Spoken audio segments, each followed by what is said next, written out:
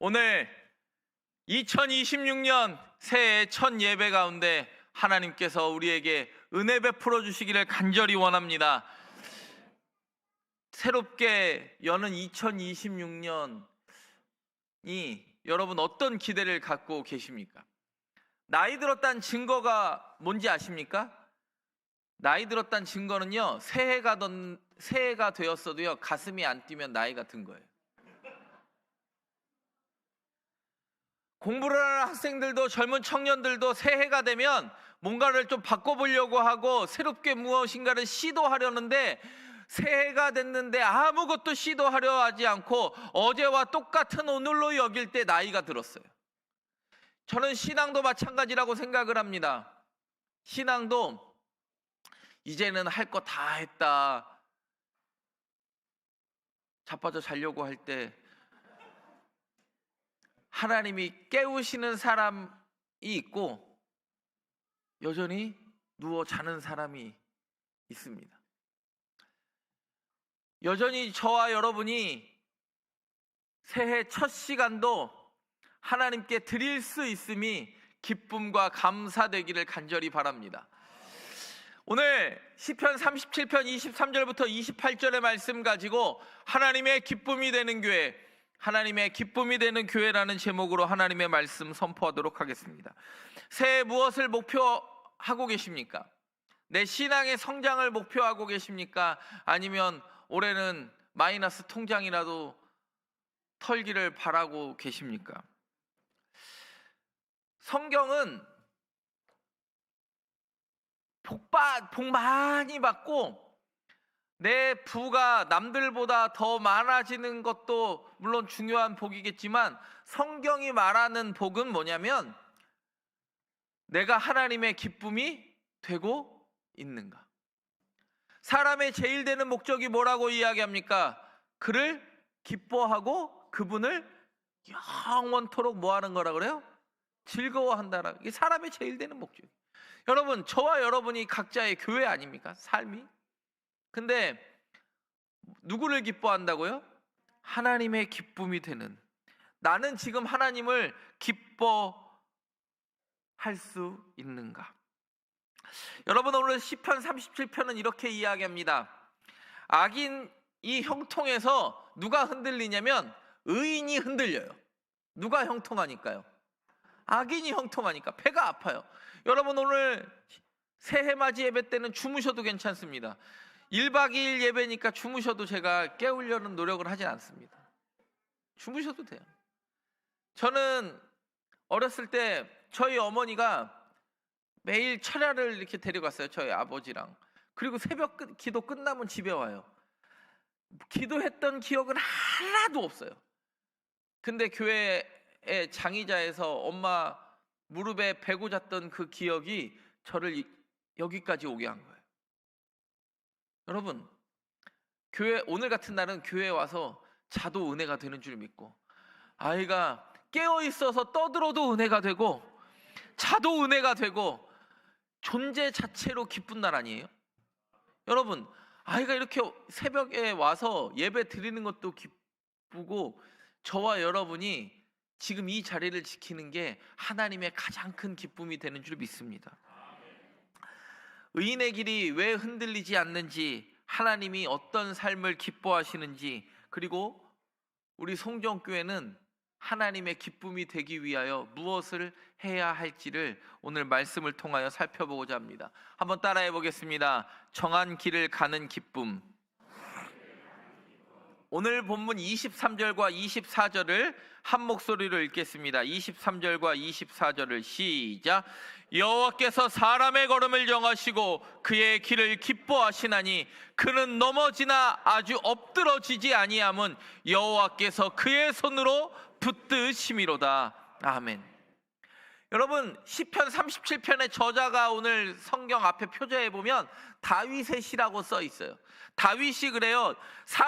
여호와께서 사람의 걸음을 정하시고 그의 길을 뭐 한다고 그래요?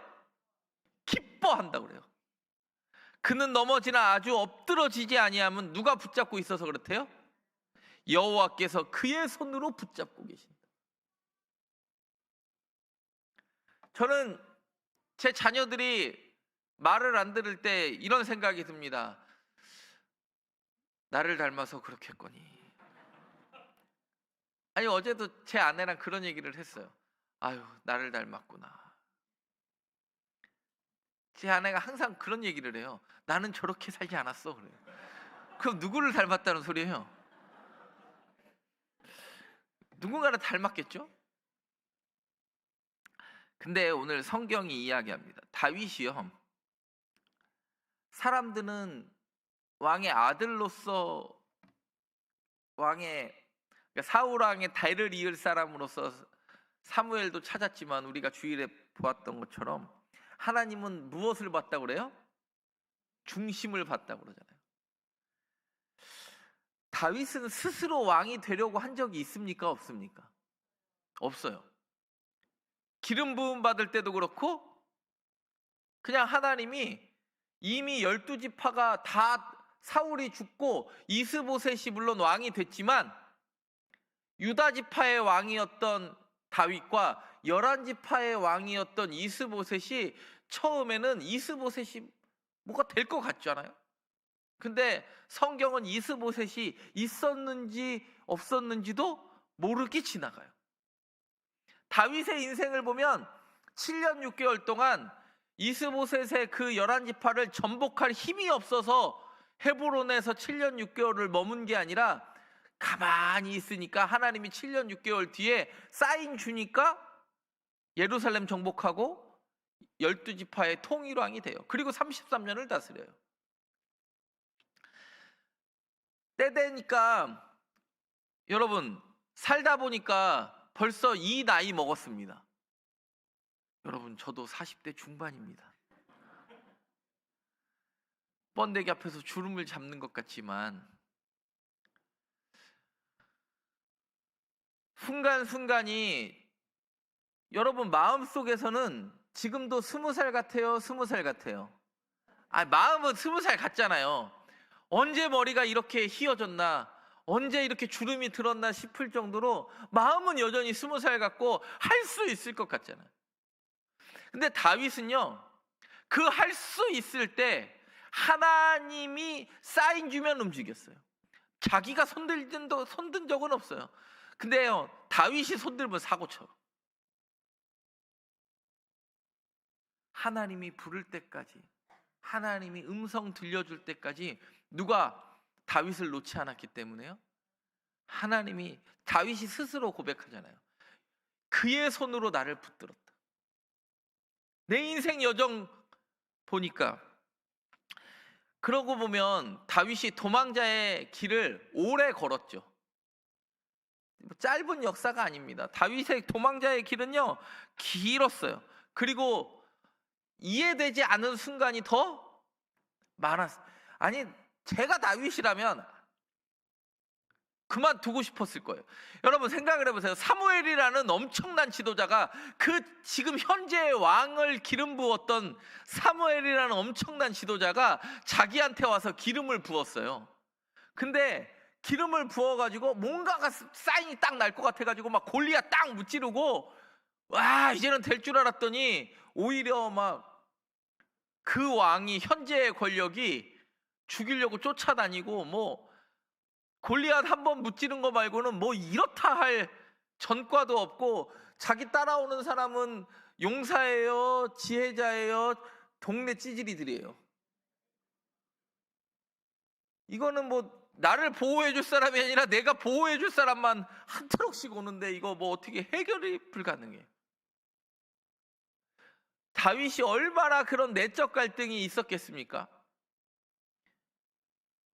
제가 오늘도 점심에 어떤 목사님과 식사를 하는데 그런 얘기를 하더라고요. 목사님, 목회 참 열심히 하셔야 된다. 그리고 이렇게 젊은 나이에 목사 된 것 하여튼 축하할 일이다. 막 그런 얘기를 하면서 무슨 생각이 들었냐면, 옛날에 힘들었던 게 생각이 하나도 안 나. 담임 목사가 되니까요, 부목사 때 담임 나가고 싶어가지고 막 그렇게 간절히 기도했던 게 생각이 하나도 안 나요. 그럴 때 있었을까요? 없었을까요? 있었으니까 제가 지금 이 자리에 있는 거 아니에요? 근데 불과 8개월 전 얘기잖아, 제가. 근데 담임 목사 되니까, 이게 담임 목사인지 공사장 인부인지 잘 모르겠지만 하여간에 갑자기 안 나던 흰머리도 나고, 제가 8개월 전만 해도 흰머리가 없었어요. 근데 다윗이 고백해요. 인생의 후퇴 같았고 도무지 하나님의 사인은 보이지 않았어도 하나님은 내 손 놓은 적 없었다. 저도 그렇게 고백합니다. 하나님이 내 손 놓은 적이 없어요. 그리고 다윗이 한 번도 완벽하게 무너진 적이 없어요. 넘어질 듯 하면서 그 넘어진 순간을 일으켜 주시는 하나님을 경험해요. 왜요? 여전히 붙잡고 있는 손이 있잖아요. 여러분, 2026년 넘어질까 봐 두렵습니까? 내가 지금 이 기도 제목 다 하나님이 이루어 주지 않아서 하나님을 또 원망하고 하나님이 살아계신가 혹시 물을까 봐 두려움 가운데 기도 제목을 접습니까? 아니요, 믿음으로 선포하시고 하나님의 살아계심이 저와 여러분 가운데 여전히 역사하실 것을 믿음으로 고백하는 2026년 되기를 간절히 바랍니다. 넘어질 수 있어도 버려지지 않았습니다. 쓰러질 수 있어도 무덤으로 들어가지 않았습니다. 흔들릴 수 있어도 하나님이 손으로 놓지 않으실 겁니다. 정한 길을 가는 하나님의 기쁨 되는 교회, 우리 송정교회 되기를 간절히 바랍니다. 그리고 두 번째 한번 따라해 보겠습니다. 은혜를 베푸는 기쁨. 첫 번째는 무슨 기쁨이라고 그랬어요? 하나님이 정한 길을 가니까 하나님이 정한 걸음 가니까 손 놓았다 안 놨다? 두 번째, 은혜를 베푸는 기쁨. 25절과 26절을 한번 읽겠습니다. 시작. 내가 어려서부터 늙기까지 의인이 버림을 당하거나 그의 자손이 걸식함을 보지 못하였도다. 그는 종일토록 은혜를 베풀고 꾸어주니 그의 자손이 복을 받는도다. 아멘. 사도행전에서 사도 바울이 주의 말씀을 인용하여 이렇게 이야기합니다. 주는 것이 받는 것보다 복되다. 여러분, 베풀 수 있을 때 기쁨이 있습니다. 제가 요번에 유아부실 다 리모델링 하려고 했더니 하나님께서 찬양대실, 유아부실 리모델링을 하는데 찬양대실을 내려갔더니 찬양대 그 앞에 바닥이 벗겨지더라고. 제 몸무게가 무거워서 그런지 모르겠는데 제가 밟은 데만 벗겨져. 하나님이 생각을 바닥을 바꿔야겠다. 찬양대 바닥. 그래서 제가 속으로 기도했어요. 하나님, 유아부도 영아부실도 아름답게 꾸미게 하신 하나님께서 이 찬양대 실도 바닥도 바꾸어 주옵소서. 그랬더니 그거를 바꾸기로 결심한 날 주일날 어떤 두 분이 제 방을 찾아와가지고, 목사님, 찬양대실 난방이 너무 춥습니다. 중문을 설치하는 게 좋겠습니다. 계산은 없었던 건데, 그러면 중문을 설치하겠습니다. 그랬더니 하나님이 은혜를 주셔요. 이거는 물질적인 은혜만을 이야기하는 게 아니에요. 하나님이 그만큼 딱 열어주셔. 근데 1층 로비도 바꾸기를 간절히 소망하는데 하나님이, 제가 매우 고민을 했어요. 이거 이러다가 공사하다가 목회 끝나면 어떡하나. 불안한 마음이 막 밀려오면서 이거 빨리 끝나고 싶은데 왜 이렇게 안 끝나나. 불안한 마음이 제게 밀려왔어요. 그때 하나님께 기도했어요. 제가, 하나님, 1층 로비도 교회 예산으로 하지 않게 하여 주옵소서. 교회 예산으로 하면 주여 누가 태클 걸지도 모르지 않습니까? 제 마음에 그런 마음이 딱 들었어요.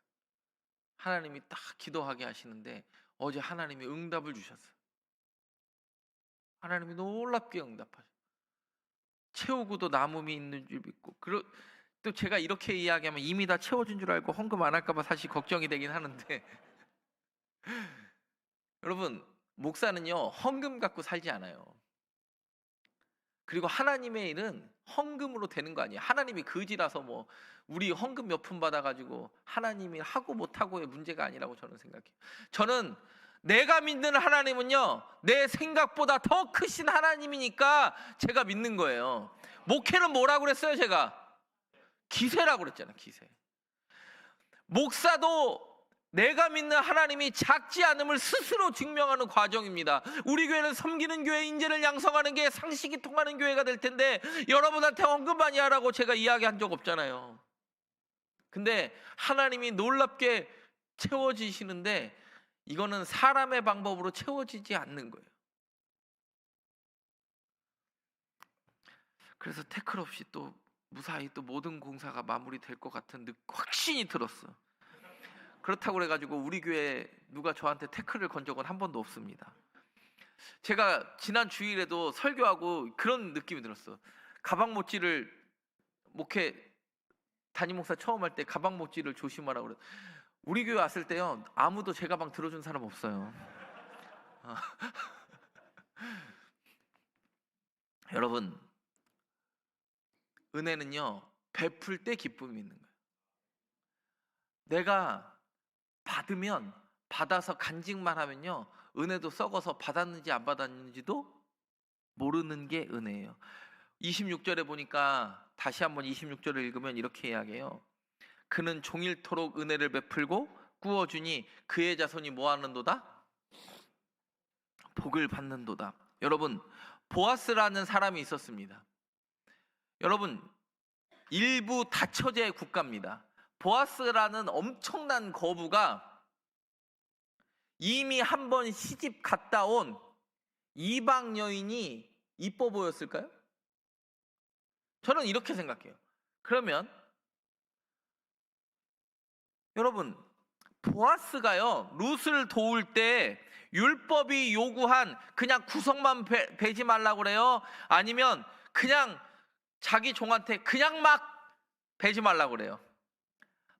저 곡식을 주우러 온 사람들이 먹고 남음이 있게 그걸 배려해요. 율법은 구석구석을 베지 말라고 그래요. 근데 여러분, 율법의 구석이 4줄을 베지 말라는 거예요? 10줄을 베지 말라는 거예요? 그걸 정하지 않았어요.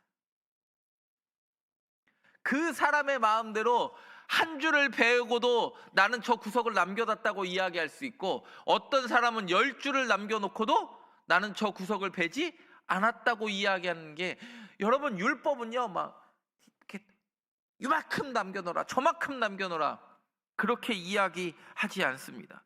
근데 보아스가요 계산하지 않고 은혜를 베풀었더니 자기만 룻이라는 현숙한 여인을 얻은 게 아니라 자기 자손 중에 누가 나와요?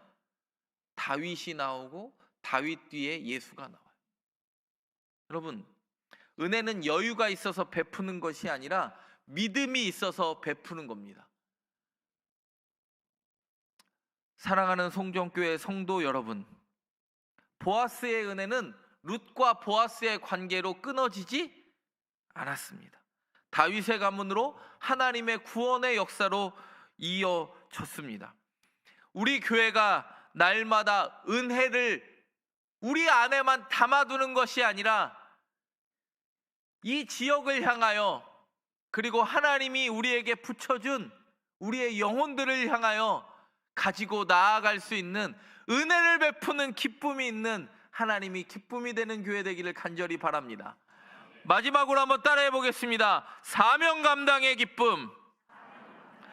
오늘 27절 28절을 함께 읽겠습니다. 시작. 악에서 떠나 선을 행하라. 그리하면 영원히 살리니 여호와께서 정의를 사랑하시고 그의 성도를 버리지 아니하심이로다. 그들은 영원히 보호를 받으라. 악인의 자손은? 아멘. 여러분, 악에서 떠나 뭘 행하라고요? 그리하면 영원히 산대요. 그게 성도의 사명이에요. 끊임없이 악에서 떠나 하나님이 원하시는 방법의 길을 가는, 여러분 그게 사명이에요. 사명은 자명이 아니에요. 사명이에요. 명령하는 사람의 말을 듣는 게 사명이에요. 내가 스스로 하고 싶은 건 사명이 아니에요. 여러분 착각하면 내가 하고 싶은 것만 해야지가 아니라 그가 말씀하신 대로, 내 손을 붙잡은 그가 말씀하신 대로 내가 그 뜻을 이루는 기쁨이 있기를 간절히 바랍니다. 우리 송정교회는 사명의 기쁨이 있는 교회. 무엇입니까? 오늘 본문은 분명히 이야기합니다. 악에서 떠날 것이 있고 선을 행할 때가 있다. 지난 주일에도 말씀드렸지만 다니엘은 하나님이요 사자굴을 끝으로 몰지 않고 오히려 사자굴에서 건져냄을 경험합니다. 왜요? 성경에 보면 그가 자기의 하나님을 뭐 하였다 그러냐면 의뢰하였다 그래요. 누구? 나에게 명령하신, 사명 주신 하나님을 의뢰하면서 그분 말만 듣고 가는 거예요. 여러분 교회의 사명은 지금도 유효하다고 믿습니다. 다음 세대를 세우고 지역을 섬기고 일터와 삶의 자리에서 믿음을 드러내는 저와 여러분의 사명이 여전히 흐려지지 않는 줄 믿습니다. 2026년 사명 감당하는 교회로 하나님의 기쁨이 되기를 간절히 바랍니다. 사랑하는 성도 여러분, 하나님은 지금도 우리에게 묻습니다. 얼마나 컸는가, 얼마나 부요한가를 묻는 게 아니라 네가 얼마나 나를 기쁘게 했는가. 우리 2026년 송정교회는 정한 길을 가는 기쁨으로, 은혜를 베푸는 기쁨으로, 사명을 감당하는 기쁨으로 하나님의 마음을 기쁘게 하는 교회 되기를 간절히 바랍니다. 기도하겠습니다. 하나님 아버지, 2026년 우리 교회가 주님의 기쁨이 되기를 원합니다. 다윗처럼 정해진 길을 신뢰하며 걷게 하시고 보아스처럼 받은 은혜를 흘려보내게 하시며 다니엘처럼 맡겨진 사명을 끝까지 감당하는 우리 교회 되게 하옵소서. 우리를 붙드시는 주님을 믿사오며 예수 그리스도의 이름으로 기도드립니다. 아멘.